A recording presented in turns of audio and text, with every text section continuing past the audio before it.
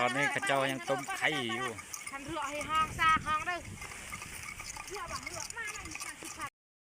สบายดีพี่น้องทุกคน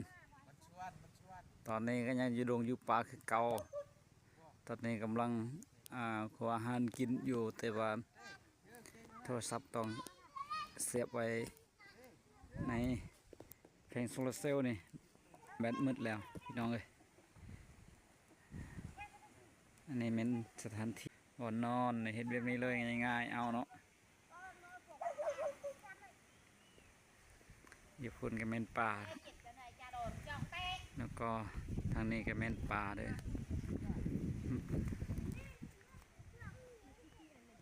ทางนี้เป็นด่านเนาะด่านตากมันต้น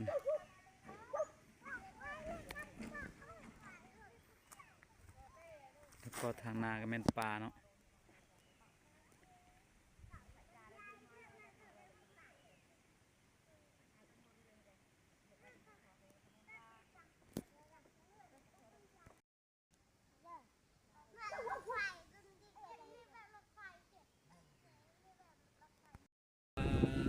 ลมแห้งขนาดเลย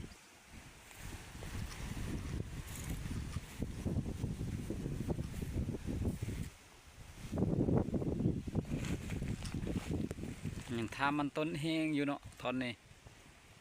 มันต้นยังบ่ทันแห้งเถื่อ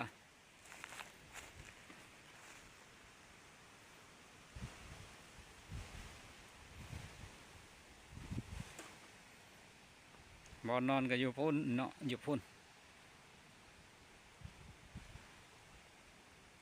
ถ้าข้าเจ้าไปส่งมันต้นอยู่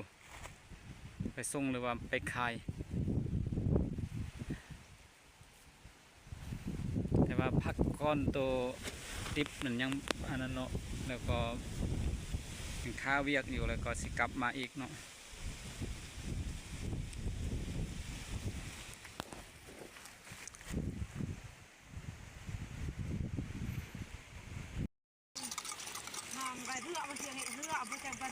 ตอนนี้ข้าเจ้ายังต้มไข่อยู่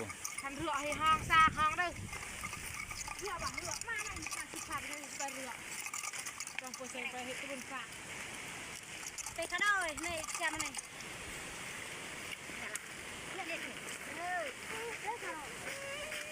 เช็ดแสงเช็ด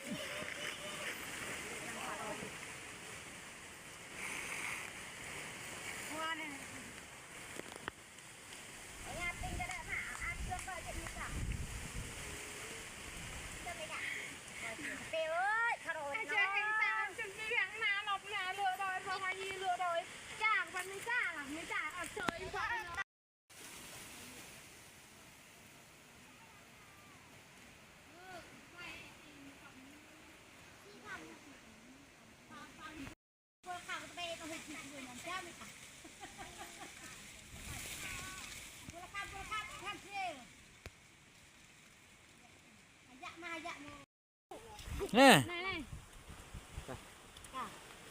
เดี๋ยวนะจานเรียล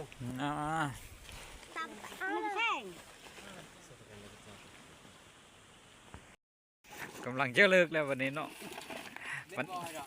วันจันทร์คงจะกลับมาใหม่เมนบอกประมาณนั้นเนาะ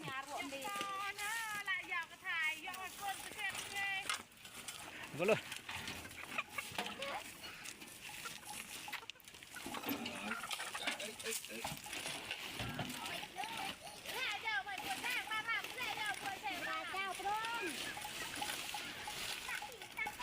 ตาก้อย